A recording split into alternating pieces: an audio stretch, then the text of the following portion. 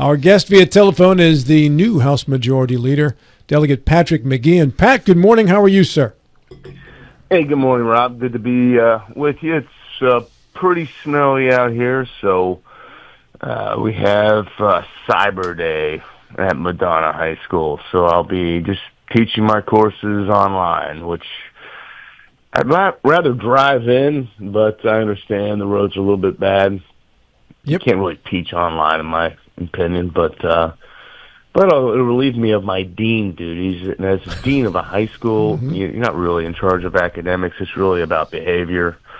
So, I won't have to go in and deal with students not showing up in proper dress code and those kind of things, which, I can relate to because, Rob, at the Air Force Academy, yes, the average cadet graduates over 4 years at the Air Force Academy with about 20 demerits. Guess how many I graduated with? 21. No, 200. So, and so every demerit you receive at the academy, you have to march what's called one tour. The quote-unquote tour pad. It's marble strip, and you march back and forth in your service dress with your rifle for 1 hour. So one tour is 1 hour of marching, and it doesn't matter what weather it is, snow, rain, ice, whatever. So I did 200, and if you get to 100 tours, you're called a centurion. So I was a double centurion. So anyway, I guess I wasn't the best. Maybe I wasn't the best. I didn't care for some of the rules I thought were kind of stupid, but we'll just put it that way. Anyway. How's this going to apply as House Majority Leader when those who are in the delegation invoke similar philosophies at you? Yeah, it's a good point. I think I've matured, hopefully, a little bit since I was a young cadet.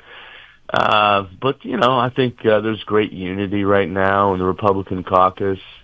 I have a lot of good relationships with a lot of the new members and a lot of support that do have good relationships with some of the members I don't know. We have a very young caucus now, 91 Republicans.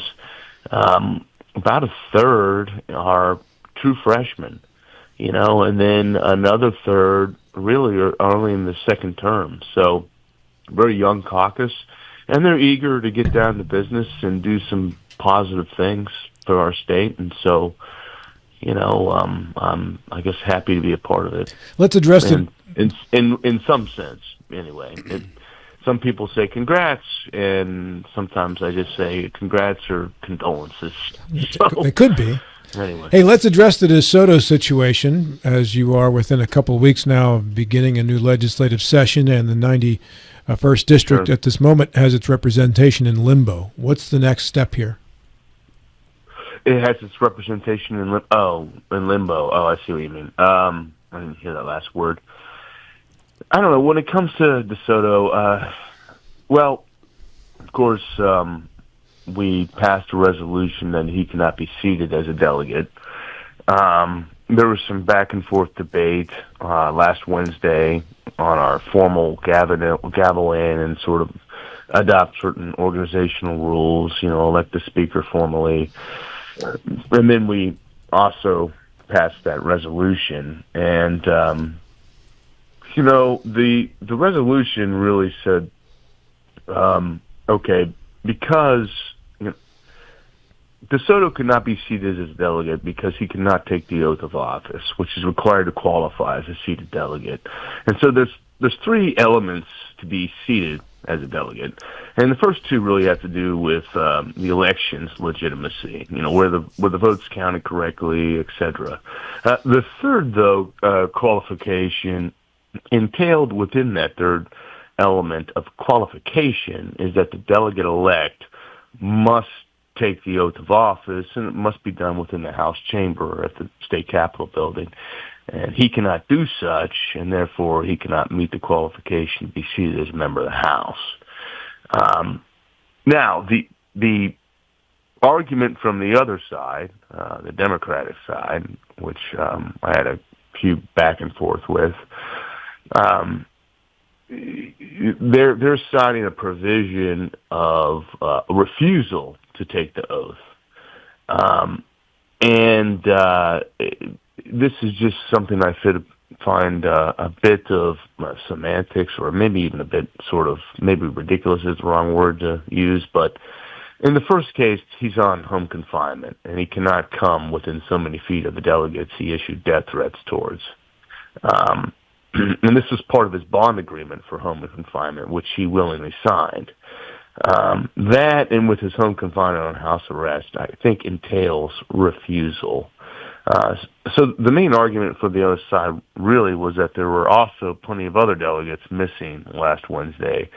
And they were missing, many of them, mainly due to bad weather and the snow that we had in Charleston last week. But again, in the give and take, I asked on the floor during this debate if the distinction between accident and essence was understood, and this is just a basic distinction that goes back to Aristotle, really.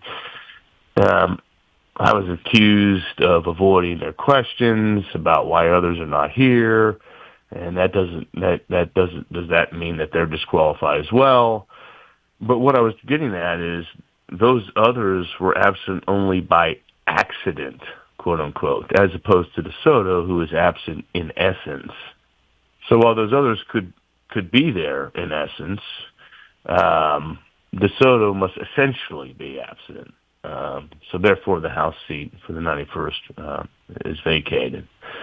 So that was sort of the argument that I put forward from the resolution, and I guess it'll probably wind up at the state Supreme Court. But let me bring in resident attorney on the show today, Matt Harvey, who's the Jefferson County prosecuting attorney. Does the law recognize accident versus essence, Matt?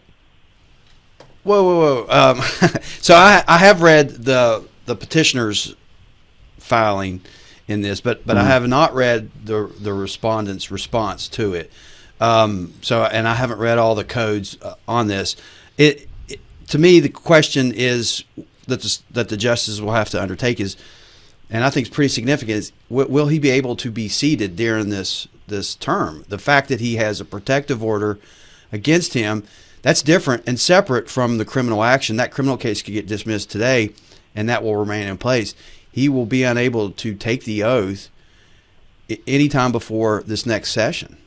Because of the protective order. Because of the protective. Am I stating that correctly, Leader McGeehan?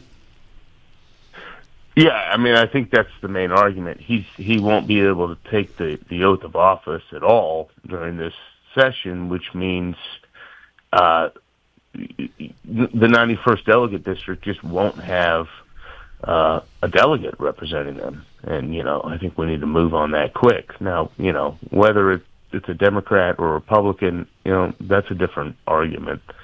We really just want to fill it as quickly as possible.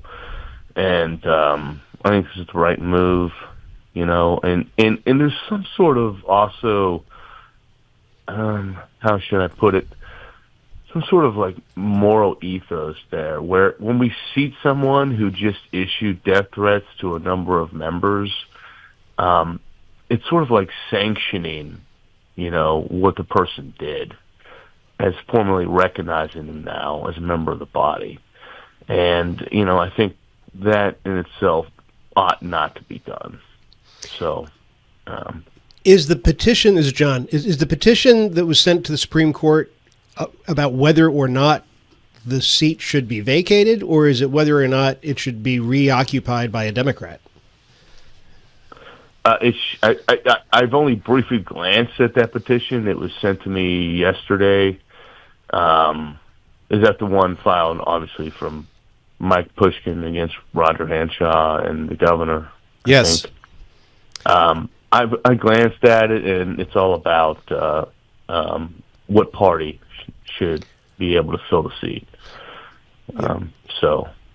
Because here yesterday, we had Mike Pushkin on the show yesterday, and there was, I didn't hear any discussion about whether or not the seat, whether or not Joe DeSoto should be allowed to to take the seat in the House. The issue at question is whether or not that seat should be occupied by a Democrat or a Republican. Right, which is odd because they were arguing.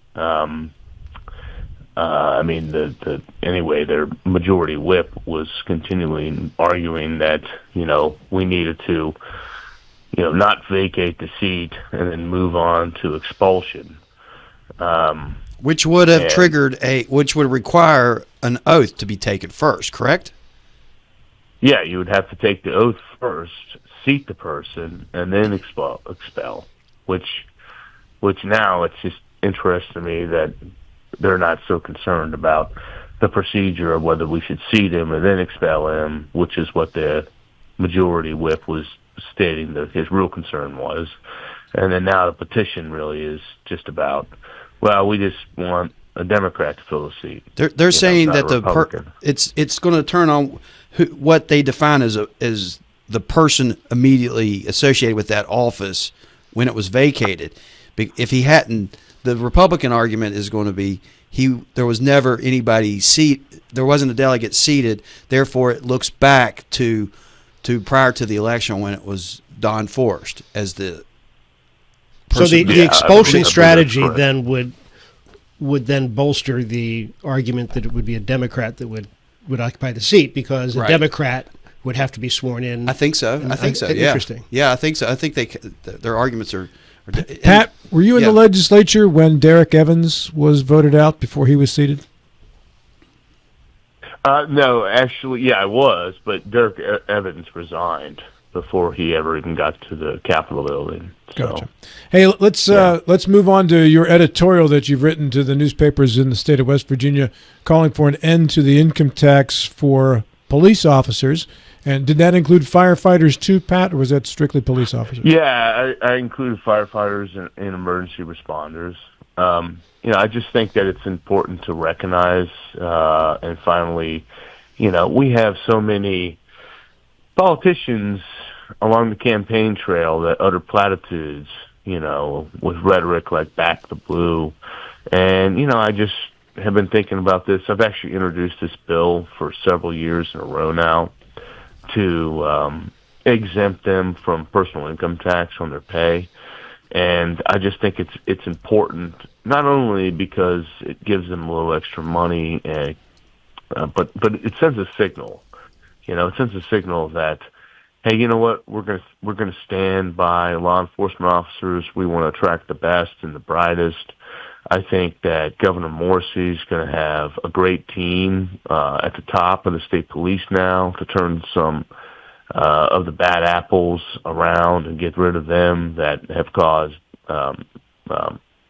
scandal across the state police force in general, which was unjust to do a sweeping sort of hatred towards the state police because of a few bad apples. But I just think that it's a good step, I think, for West Virginia, because really the fiscal note on the loss of state revenue is rather small. I don't have the figure in front of me, but it goes a long way towards signaling to them that, hey, we respect that your vocation, your profession is being demonized by, especially the national press over the past several years.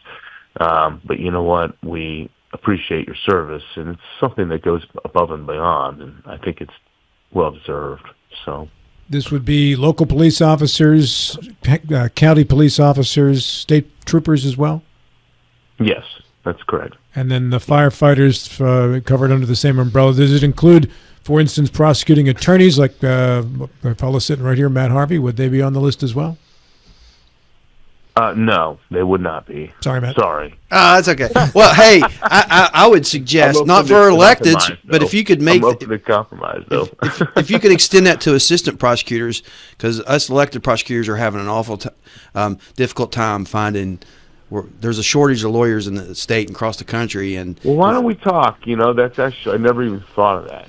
So because in some respects, in a broad notion, assistant prosecutors could obviously be entailed within law enforcement or the justice system for sure. And our dispatchers and EMTs. Yeah, Well, the vast majority of Yeah. firefighters in West Virginia are volunteers.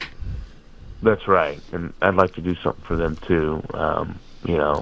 And so we'll have to work out the particulars to get it through. But yeah, no, I mean, EMTs, emergency responders, I sort of use emergency responders to cover EMTs as well. But, You said you didn't recall a fiscal note on that, Patrick, but is it $50 million a year, $10 million a year? What's the any clue what it's close to?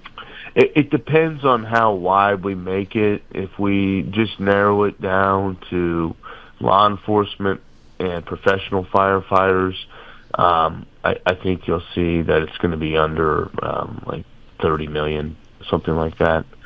But again, don't quote me on that. Mm-hmm. I don't have that in my fingertips. But you can scale up or down depending on how wide of a net you want to cast. We're talking about correction officer vacancies in West Virginia, and they are improving. This might be something to help. Well, we have a critical speed need that for up. volunteer firefighters in the state. This is a Well, everywhere volunteerism yeah. for that. We're helping you. We're helping you out. Expand your bill here. Well, Let's get the Pat, fiscal note up to. I would $200 million. recommend on the volunteer firefighter side of things, having done that for a long time, that there be a minimum number of calls per I year love that idea. that they run. Yeah, I love that idea. I mean, The guy that runs the like, bingo at the fire hall, perhaps not getting. Is he getting paid anyway? Well, that's certainly a critical. Give him a commission area. of the bingo. It is. Hey. We could probably narrow it down to say, okay, how many hours? What are your best volunteer fighters? And then go by hours maybe and say, okay, if you're putting in that many hours, then yeah, you qualify for this. So, I'm just sort of putting out the general sort of idea, but I'm going to rely on some other guys that, have the mind to get into the weeds and details on it to sort it out. And so I'd I say think something that's we a can hard get rock to stop once it starts rolling, because now you got the ER docs, right? And you've got the Right. Yeah. it's done. Right. Have we already exempted state income tax on the pensions of veterans who live in West Virginia, Pat? Yeah, that was the only thing that we've exempted is the pensions from retired veterans, and we've exempted partially part of Social Security benefits. but that's a I'd like 3-year to plan, see- right? Social Yeah, Security. and I'd like right. So those are the only two things we've exempted. So Have you gotten co-sponsors on this in the past?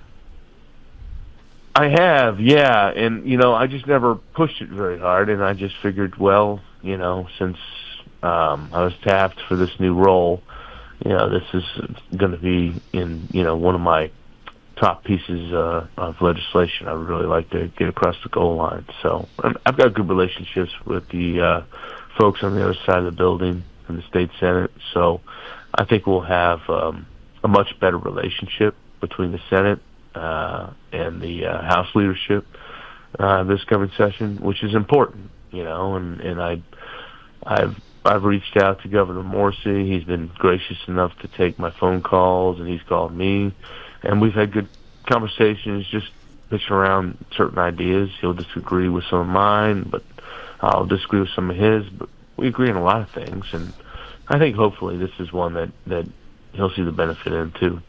So, but I have not had the opportunity to talk with him specifically about this policy. I've talked to him about other policies, but just not this one yet.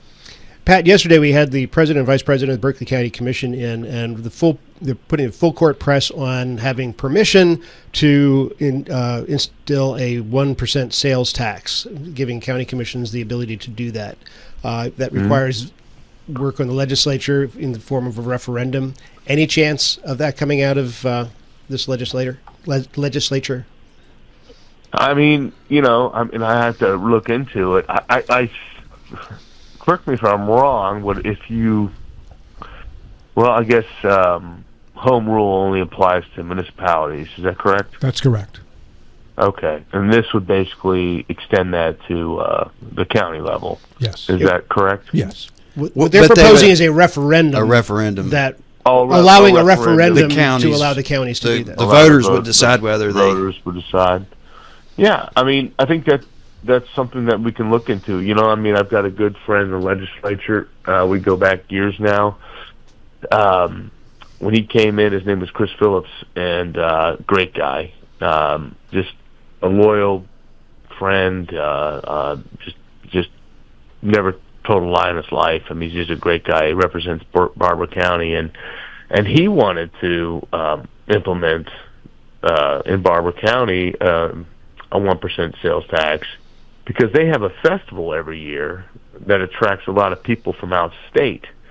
And, you know, afterwards, I mean, basically the place is trashed, and it's all from these out-of-staters, and they have to clean everything up, and, you know, it swamps their